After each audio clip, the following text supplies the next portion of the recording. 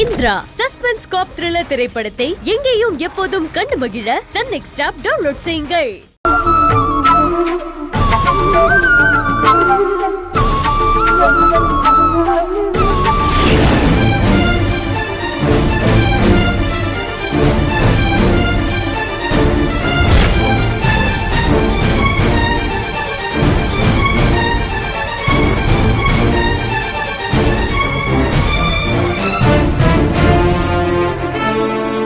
நம்ம இங்கே இருந்தால் நம்மளை யாராவது பார்த்துருவாங்க.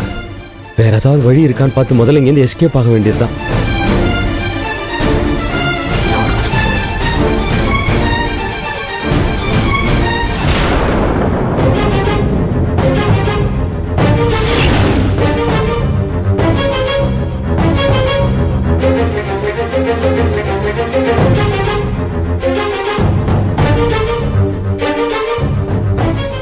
என்ன பிரச்சனை உனக்கு?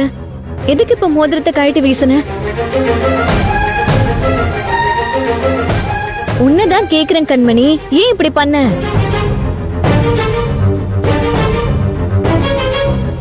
நானும் நலங்கு வைக்கும் போதுல இருந்து உன்னை கவனிச்சுட்டு தான் இருந்தேன். உன் முகமே சரியில்லை. கல்யாணம் நடக்க போற சந்தோஷமே உன் முகத்துல இல்ல. ஏதோ வேண்டா வெறுப்பா உட்கார்ந்துட்டு இருக்க.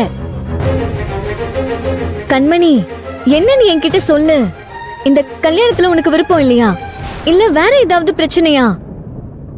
கண்மணி, உன்னதான் கேக்குறேன், வாயை திறந்து பதில் சொல்லு. அத நான் சொல்றேன்.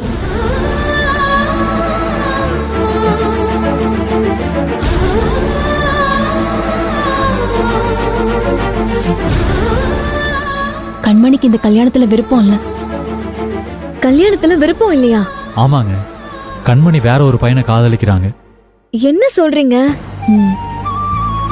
கண்மணி தினேஷ்னு ஒருத்தரை காதலிக்கிறான். அவர் வேற யாரும் இல்ல, இவ அத்தை பையன்தான்.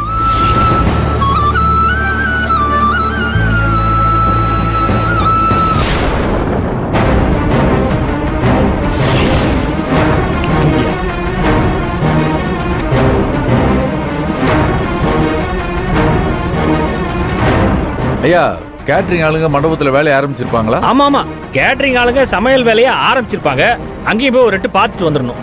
அப்பதான் எல்லாமே சரி. ஏன் இல்ல? ஐயோ, மாட்டணும் போல இருக்கு. என்ன கொஞ்சம் கூட பொறுப்பு இல்லாம போற நீ? நீ பாட்டுக்கு பூவெல்லாம் செதற விட்டுட்டு போயிட்டே இருக்கிற. நீ எடுத்து கூடக்குள்ள வச்சுட்டு போயா? என்ன வேலை பார்க்கறானுங்களும் இவங்கெல்லாம். வா சண்முகா. தப்பிச்சோம்.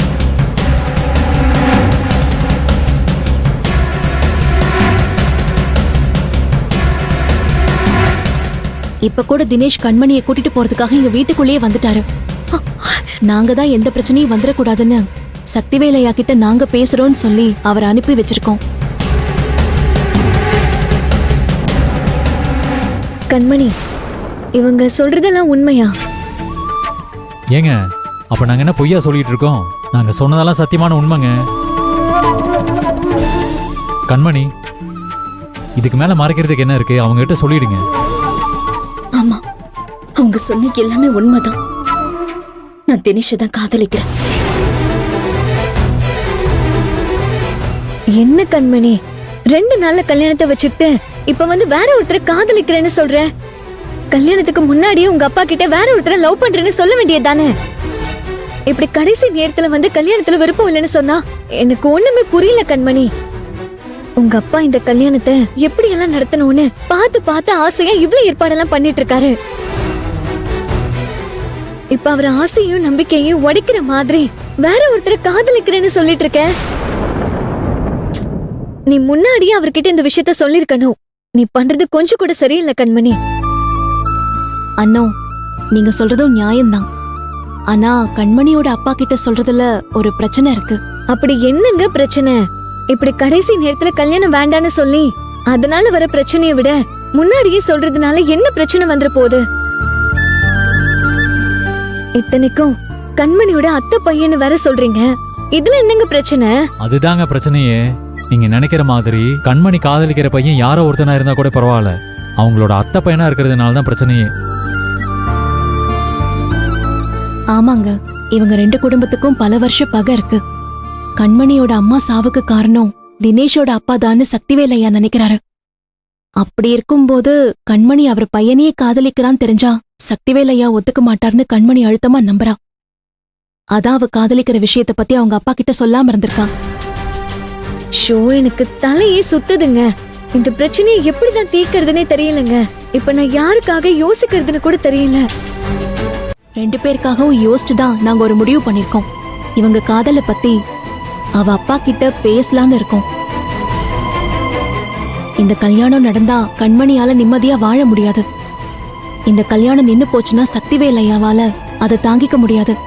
அதனால ஊர்க்காரங்க சொந்த பந்தம்னு எல்லார் முன்னாடியும் அவர் அவமானப்பட்டு நிக்கிறதுக்கு பதிலா நிச்சயதார்த்தத்துக்கு முன்னாடியே கண்மணி காதலிக்கிற விஷயத்த சொல்லி அவரை சம்மதிக்க வைக்கலான்னு யோசிச்சுட்டு இருக்கோம்.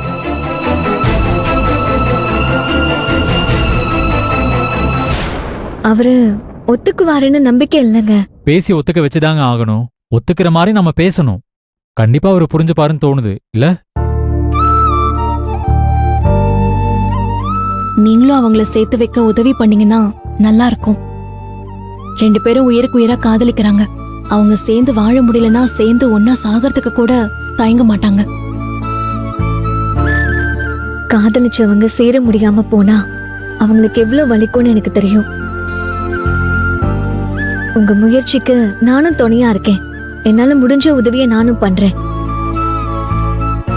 நாம சக்திவேல் ஐயா கிட்ட பேசலாம். ரொம்ப தேங்க்ஸுங்க.